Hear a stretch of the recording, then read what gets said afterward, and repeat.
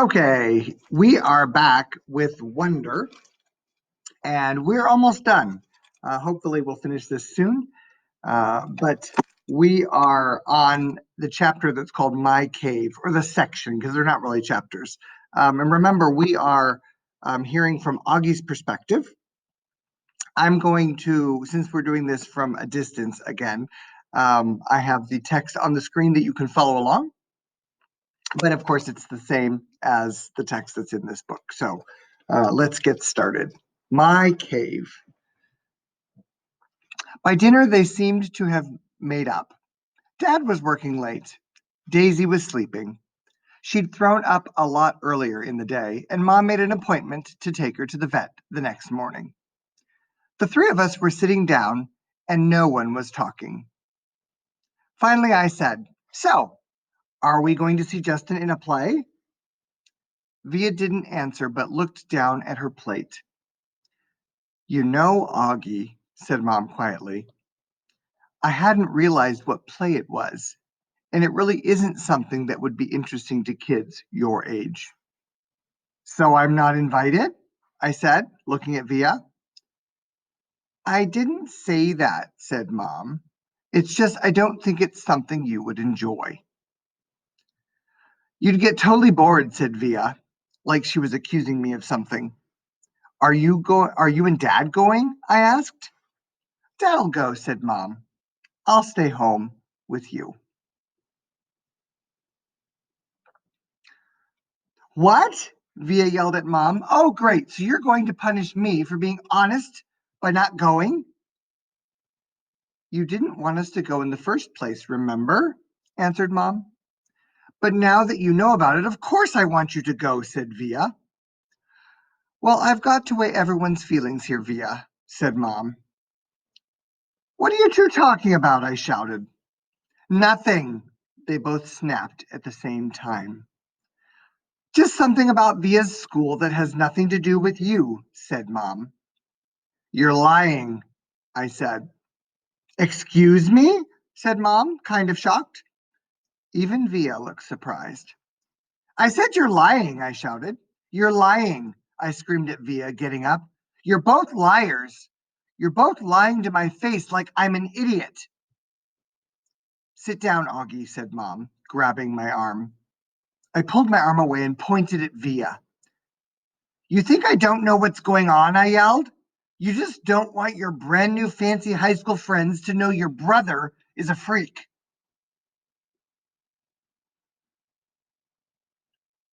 "Auggie," Mom yelled, "that's not true." "Stop lying to me, Mom," I shrieked. "Stop treating me like a baby. I'm not retarded. I know what's going on." I ran down the hallway to my room and slammed the door behind me so hard that I actually heard little pieces of the wall crumble inside the door frame. Then I plopped onto my bed and pulled the covers up on top of me. I threw my pillows over my disgusting face, and then I piled all the stuffed animals on top of the pillows like I was inside a little cave. If I could walk around with a pillow over my face all the time, I would. I don't even know how I got so mad. I wasn't really mad at the beginning of dinner. I wasn't even sad. But then all of a sudden, it all kind of exploded out of me. I knew Via didn't want me to go to her stupid play, and I knew why. I figured Mom would follow me into my room right away, but she didn't. I wanted her to find me inside my cave of stuffed animals, so I waited a little bit more. But even after 10 minutes, she still didn't come in after me. I was pretty surprised. She always checks on me when I'm in my room, upset about stuff. I pictured Mom and Via talking about me in the kitchen. I figured Via was feeling really, really, really bad. I pictured Mom totally laying on the guilt, and Dad would be mad at her when he came home, too. I made a little hole through the pile of pillows and stuffed animals and peeked at the clock on my wall. Half an hour had passed, and Mom still hadn't come into my room. I tried to listen for the sounds in the other rooms. Were they still having dinner? What was going on? Finally, the door opened. It was Via. She didn't even bother coming over to my bed, and she didn't come in softly like I thought she would. She came in quickly. Wow, that was quite a chapter, wasn't it? Um, okay, I mean, Augie's right. He does know what's going on. Of course, they were trying to protect him. They didn't want him to get hurt. But yeah, it's rough, isn't it? What would you do in that situation? The next section is called Goodbye.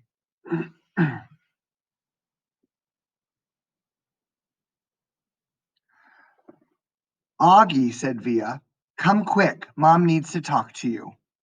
I'm not apologizing. This isn't about you, she said. Not everything in the world is about you, Auggie. Now hurry up. Daisy's sick. Mom's taking her to the emergency vet. Come say goodbye. I pushed the pillows off my face and looked up at her.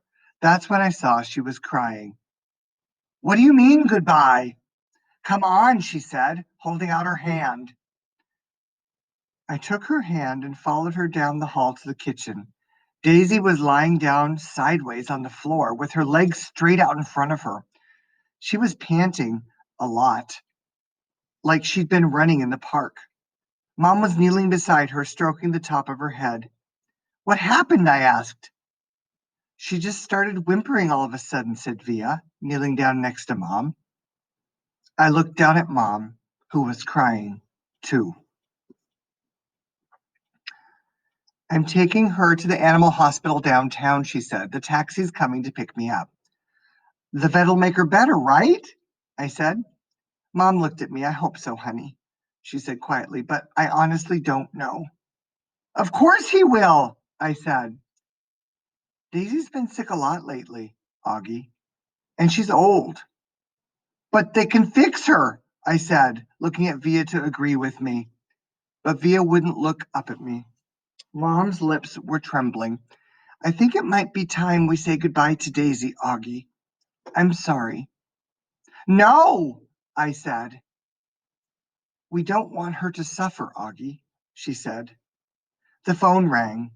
Via picked it up and said, okay, thanks, and then hung up. The taxi's outside, she said, wiping her tears with the backs of her hands.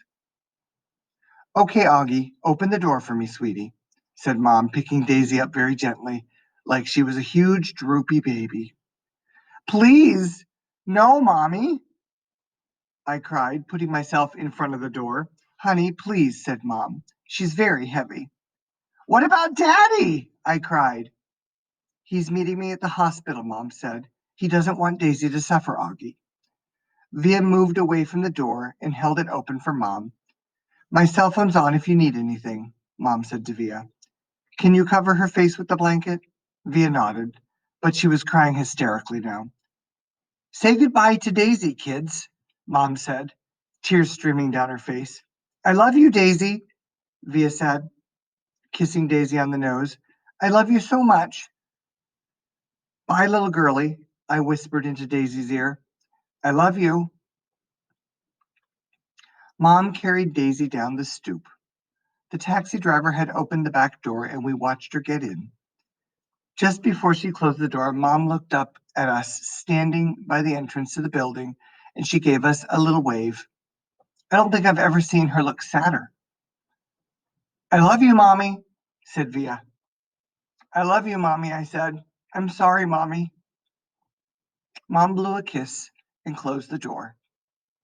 We watched the car leave and then Via closed the door. She looked at me a second and then she hugged me very, very tight while we both cried a million tears. Wow. Okay, this is a real tearjerker. First, Augie's upset because his sister doesn't want him to go to the play because, her deformed brother and she, wants to have a normal high school life. And that's, yeah, I get that, right? And then all of a sudden the dog's dying and Now they are close again, and they remember, I guess, what's important. Wow. Daisy's toys. Interesting. Well, if Daisy dies, then, these toys are sort of a reminder of her. Let's read on. Justin came over about half an hour later. He usually gave me a big hug and said, pardon me, he gave me a big hug and said, sorry, Auggie. We all sat down in the living room, not saying anything. For some reason, Via and I had taken all of Daisy's toys from around the house and had put them in a little pile on the coffee table. Now we just stared at the pile. She really is the greatest dog in the world, said Via. I know, said Justin, rubbing Via's back. She just started whimpering, like all of a sudden, I said. Via nodded. Like 2 seconds after you left the table, she said. Mom was going to go after you, but Daisy just started, like whimpering. Like how? I said. Just whimpering. I don't know, said Via. Like howling? I asked. Auggie, like whimpering, she answered impatiently. She just started moaning like something was really hurting her, and she was panting like crazy. Then she just kind of plopped down, and Mom went over and tried to pick her up, and whatever. She was obviously hurting. She bit Mom. What? I said. When Mom tried to touch her stomach, Daisy bit her hand, Via explained. Daisy never bites anybody, I answered. She wasn't herself, said Justin. She was obviously in pain. Daddy was right, said Via. We shouldn't have let her get this bad. What do you mean? I said. He knew she was sick? Auggie, Mom's taken her to the vet like 3 times in the last 2 months. She's been throwing up left and right. Haven't you noticed? But I didn't know she was sick. Via didn't say anything, but she put her arm around my shoulders and pulled me closer to her. I started to cry again. I'm sorry, Auggie, she said softly. I'm really sorry about everything, okay? You forgive me? You know how much I love you, right? I nodded. Somehow that fight didn't matter much now. Was Mommy bleeding? I asked. It was just a nip, said Via, right there. She pointed to the bottom of her thumb to show me exactly where Daisy had bitten Mom. Did it hurt her? Mommy's okay, Auggie. She's fine. Mom and Dad came home 2 hours later. We knew the second they opened the door and Daisy wasn't with them that Daisy was gone. We all sat down in the living room around the pile of Daisy's toys. Dad told us what happened at the animal hospital, how the vet took Daisy for some x-rays and blood tests, then came back and told them she had a huge mass in her stomach. She was having trouble breathing. Mom and Dad didn't want her to suffer, so Daddy picked her up in his arms, like he always liked to do, with her legs straight up in the air, and he and Mom kissed her goodbye over and over again and whispered to her while the vet put a needle into her leg. And then, after about a minute, she died in Daddy's arms. It was so peaceful, Daddy said. She wasn't in any pain at all, like she was just going to sleep. A couple of times while he talked, Dad's voice got trembly, and he cleared his throat. I've never seen Daddy cry before, but I saw him cry tonight. I had gone into Mom and Dad's bedroom looking for Mom to put me to bed, but saw Dad sitting on the edge of the bed, taking off his socks. His back was to the door, so he didn't know I was there. At first, I thought he was laughing because his shoulders were shaking, but then he put his palms on his eyes, and I realized he was crying. It was the quietest crying I've ever heard, like a whisper. I was going to go over to him, but then I thought maybe he was whisper crying because he didn't want me or anyone else to hear him. So I walked out and went to Via's room, and I saw Mom lying next to Via on the bed, and Mom was whispering to Via, who was crying.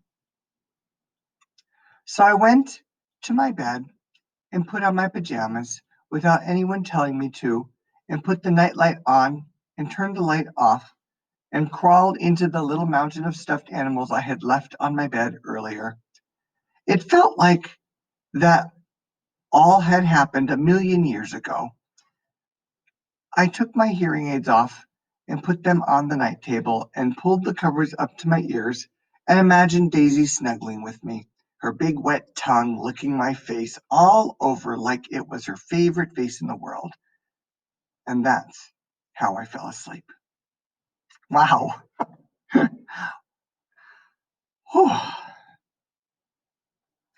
When I started today's reading, I didn't realize we were going to be here. Crazy. Well, let's read the next one, Heaven. I woke up later on, and it was still dark. I got out of bed and walked into Mom and Dad's bedroom. Mommy, I whispered. It was completely dark, so I couldn't see her open her eyes. Mommy, you okay, honey? She said groggily. Can I sleep with you? Mom scooted over toward Daddy's side of the bed, and I snuggled up next to her. She kissed my hair. Is your hand okay? I said. Via told me Daisy bit you. It was only a nip, she whispered in my ear.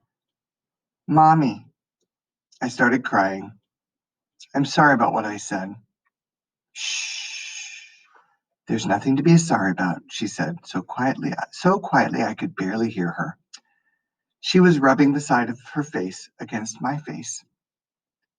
Is Via ashamed of me? I said. No, honey, no.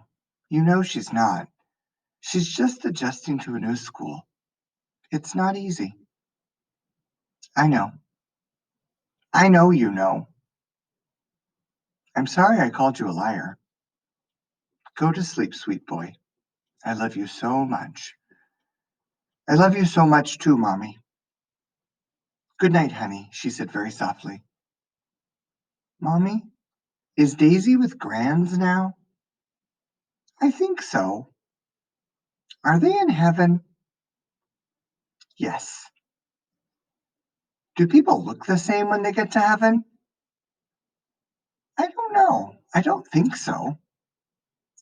Then how do people recognize each other? I don't know, sweetie. She sounded tired. They just feel it. You don't need your eyes to love, right? You just feel it inside you.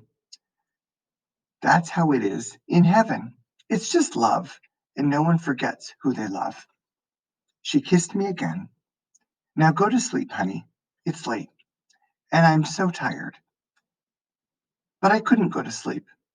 Even after I knew she had fallen asleep, I could hear Daddy sleeping too, and I imagined I could hear Via sleeping down the hallway in her room, and I wondered if Daisy was sleeping in heaven right now, and if she was sleeping, was she dreaming about me?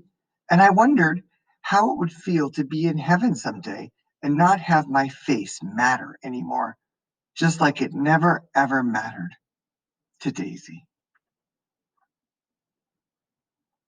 Let's stop there today. Until next time.